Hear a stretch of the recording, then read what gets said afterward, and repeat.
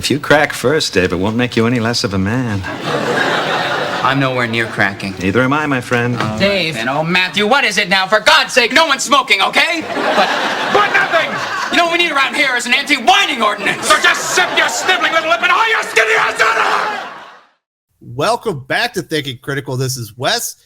It seems like every time IDW and Heather Antos get good news, something else happens, and they can't even seem to catch a break. And we haven't talked about some of the IDW news that had come in. So today I want to talk to my good friend. We know him as the Marvel aficionado, but Doc's been keeping up with the comic book industry for a long time. How are you doing today, Doc? I'm wonderful, sir. Thank you for having me. And this hopefully will be pretty fun. Well, I don't know if it'll be fun, but it should be enlightening. So we know IDW has had some severe financial issues over the past several years. It turns into a major shareholder. The major shareholder ended up coming in kind of as I believe he's the president or the CEO. I can't remember which one, but he kind of ended up taking over. They ended up having to give him a portion of the business to pay off all the debt that they had accrued to that individual, and they were having major losses. Now, this recent quarter, the publishing division did have actually turn a profit. There was some revenue involved, due mostly for like the what is it? They called Us Enemy from George Takei, and then the March graphic novel from John Lewis. And I imagine, I can't even remember if there was an issue of TMNT, The Last Road into there, but they finally turned a little bit of money, but they still lost money in the long run because the media division still lost money. But it's looking better. They're losing less. They're getting the finances are getting in better place. We also know that they just signed an exclusive agreement with Penguin Random House to become the second major comic book publisher in North America for Penguin Random House for distribution. These are good signs, Doc. These things, it feels like things are looking up. What did you think when you heard these news? Well, I wasn't really I was a little bit surprised that their quarter turned as well as it did, at least for the comic division. They did have first quarter. There was an issue of there was only one issue of TMNT Last Ronin, in that quarter. So yeah, that helped. But I'm surprised that the two graphic novels that they released did as well as they did financially. Well, these are just like reprints. These things have been selling for like a year or two now. It's been crazy. No, I get that, but I mean, I'm betting it's going for a lot of the libraries and stuff like that. Absolutely. Are picking them up. So now I have doubts that will continue because look, there's a finite number of libraries and they're not going to keep buying copies of the same thing. Eventually they stop buying them. So I hope they do have more in the pipeline for them, but having their kind of their primary creditor come in and almost essentially take them over, that's not surprising. That especially, look, if they have enough money to lend even IDW a significant amount of money, then obviously they know how to accrue money. Now, obviously, they also know how to invest poorly because they kept giving IDW money to this point. But there's a decent chance that you'll start to see some financial turnarounds. I think they might scrap a lot of their superfluous shit that's not making them money in order to get them out of this debt. So, hey, more power to them. I'm happy for them for doing that. I was a little surprised, but good for them. Yeah, we're getting some good indications as far as the finances getting better. Obviously, the deal with Penguin Random House, we shall see. It feels like that'll probably open some doors for IDW in the future. Well, it might open doors, but it's also going to they're going to probably be on very, very thin ice from day one with Penguin Random House. So they're going to have to.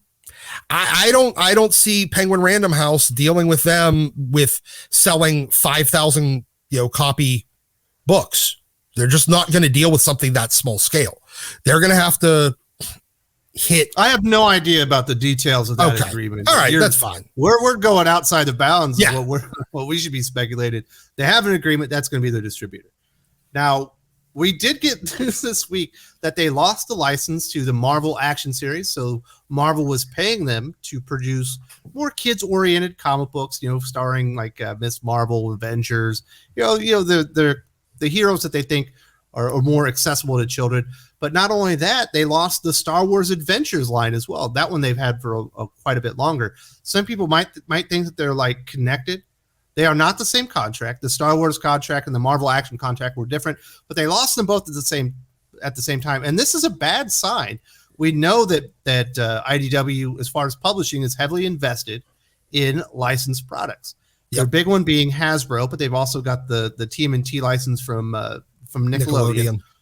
And they just lost Marvel, and they lost Star Wars. That is a bad sign. We know that obviously Star Wars is a big brand, and they're looking for someone to put out the best Star Wars stories. Period. They were not getting that with IDW. Marvel's a big brand, and they were licensing off a little bit of entertainment for kids to do out of house. Obviously, they weren't happy. If they want to continue to be like pretty much the premier licensed comic book producer in North America, they're going to have to keep their licensees happy to kind of keep up their business model. And now that we see Lucasfilm pull out, we see Marvel pull out. If they were to lose somebody like a Hasbro or even the TMNT license, it could almost be like that could kill the company. Oh, that's a death sentence. It's a death sentence if they lost it. I don't know the reason for them losing the Marvel and the Lucasfilm license. I don't particularly care. Well, I think you do care, Doc. I mean, I'm amused by it. Let's bring it back.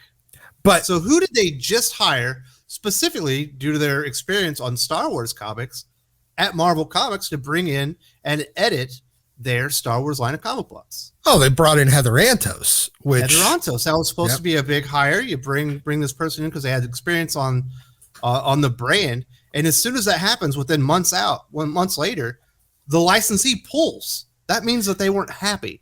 Probably Heather Antos coming in and being one of the primary editors, if not the primary editor on those books, probably had a lot to do with it. It wouldn't shock me.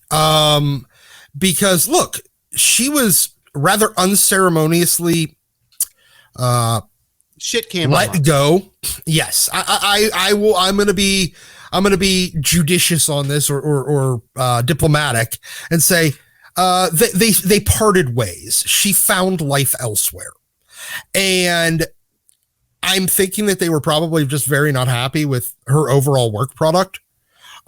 She was not a very competent editor, and she was a hamper, or if not an outright black mark on their brand. And then they weren't happy that we would fire this person that was working on Star Wars. We would license out the Star Wars part to you, and then you would go and hire the person and bring him back. We already weren't happy with what they were doing on Star Wars. Yeah, exactly. And then you look at their other licensed properties outside of TMNT: The Last Ronin. What has Hasbro done? Or I'm sorry, what is IDW with a licensed property lately that's been big news or been a success? They haven't brought anything to the table as far as Transformers, unless it's like the Transformers My Little Pony crossover. They've done nothing for G.I. Joe, but embarrassed the brand.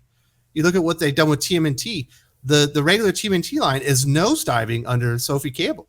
It's not even about the brothers anymore. It's about this extra female turtle that come in and started a rock band. Yeah. At some point, the license holders or the licensors are going to look at what are they doing to actually grow our brand. And they're going to realize, they done with Power Rangers. Everyone's happy with. You got big, crossovers. You had a relaunch. Ryan Parrott's, essentially, established with the brand. Everyone likes him as a writer on Power Rangers. You go over, look what they've, what else they worked on. Sonic the Hedgehog. Everyone likes what's going on with Sonic and everything. And you got these other publishers that are doing exciting things with licenses. And then you have IDW, who's done one exciting things with a license the last 3 years. Yes, exactly. And everything else has if not done, kept everything stagnant with the brands, has outright hurt them. They've harmed the brands in every way. And at some point, the licensors have to look at it and say, this is not helping us. I don't think that I think Marvel looked at what IDW was doing and said, in addition to hiring somebody that they fired because they didn't want them further harming this brand, they haven't improved the Marvel brand at all. They haven't, they haven't added anything. If IDW had the Power Rangers brand, you know what the first thing they would do? They would make one of those. What are the Zords or whatever? What are the things they ride? The Megazords, I think. Yeah, the Megazord. They would make one, non-binary. That would be the big headline. I'd be like, it's a fucking robot cat. Yeah, but that's what they do with Transformers. They did the same thing with some of the G.I. Joe characters. And, eventually this stuff all becomes kind of embarrassing to the brand, and it dilutes enthusiasm. There's not a lot of enthusiasm around G.I. Joe right now as it is. No, there really isn't. Hasn't been a good movie yet. There's not a good real cartoon out right now. Nope. And the comic book sucks. Yeah, I mean, the comic book does suck. Both of the comic books suck. Hasbro already did their own damage to their brand with releasing that fucking train wreck of a Snake Eyes movie. But was Sony, wasn't it? Yeah, no, Hasbro. Well, I don't know if Sony actually has the license for filming. I thought everything they did was through Paramount, to be honest. Oh, you're right. It was Paramount. My bad. But Hasbro signs off on all of those movies. They sign off on all the Transformers movies. They sign off on all the G.I. Joe movies. They sign off on. If I'm spending like $20 million for a license, you don't get any say on me. It's not like comic books, I bet. Yeah, no, they get some say on it. Yes, they get some oversight. That. Well, primarily because they have to. That's probably in their license contract, since they're going to be producing toys to go along with it. Because the whole point of those movies is to sell toys. Paramount gets to sell movie tickets. Hasbro gets to sell toys. That's the partnership there. But no, but IDW, on the other hand, hasn't helped them sell toys and hasn't brought them money in significantly from selling free comic books. So it feels like the license thing for IDW really isn't working out anymore. And it does feel like they're pivoting to more like creator-owned kind of stuff, like Kanto. They've had some pretty decent comic books come out lately. We know they brought in Mark Doyle from DC Comics. He had worked on the Vertigo relaunch. Yeah, he worked on Black Label, and they brought him in. It was seen as a big hire. Obviously, he'd worked with Scott Snyder on Batman as well. Correct. And recently, did you notice this? They brought in Maggie Howell, also from DC Comics, who had worked specifically with Mark Doyle on a lot of those Black Label books. Somebody with the experience in editing and promoting, same things that are a bit more outside the box that you would imagine would work more for creator-owned work. So with bringing these people in, and we know that the Star Wars license is gone, the Marvel license is gone, which is essentially why you brought Heather Antos in the first place. Like, is there room for IDW for Heather Antos anymore? It doesn't feel like it. She's had no success with creator-owned work. The only success she's ever had is working on established properties. At Valiant, they tried to launch a bunch of stuff while she was the senior editor over there. Everything fell on its face, including the stuff that was established. Where does she go from here? Is there even a reason for IDW to keep her? I don't think there's room in there anymore for her. No, you just brought in two people with significantly more experience on significantly more, successful projects. And what the hell does Heather bring to the table at this point? Legitimately, what the hell does Heather bring to the table? Because everything she did bring to the table, they don't have, they're not selling anymore. Yeah, they took it away from them. As soon as they hired her. Yeah. Like, it was like, oh, you hired this person. Okay, we're not giving you our license anymore. but wait, we hired the person that used to work on those. Why do you think we fucking fired her? Yeah. So it's pretty good. Like I said, it feels like it's just you have something good happen where at IDW, hey, we had a pretty decent quarter. We're going with Pagan Random House. We lose these licenses. You're Heather Antos. You get a move over from Valiant as a senior editor over to IDW, which felt like a downgrade to work on some projects or some IPs you've done before. Immediately you get the rug pulled out of you. The IP's not there anymore. Yeah, there's no purpose for her to be there. Black Label was infinitely more successful than Heather's Star Wars. IDW, I think they're pivoting away from a lot of licensed stuff. They're definitely going more towards that creator owned and more prestige product. So yeah, Heather brings in nothing. They're on the third volume of there. I've had Drew Zucker and David Booher on the channel. Nice guys. Pretty cool creation. Guess what they got with that? We know IDW wants to be in movies and streaming. Yeah. They got their deal with, I think, the Will Smith, a production company with Will Smith attached to it, to make animated, products. Yeah, of the cartoon. And it's perfect for them. Now, do they have to, just out of curiosity, do they split any of that money with IDW? I'm certain that they do. Okay. It's got to be part of the deal. Yeah, probably. But still, I mean, you have somebody, you're pivoting back towards your own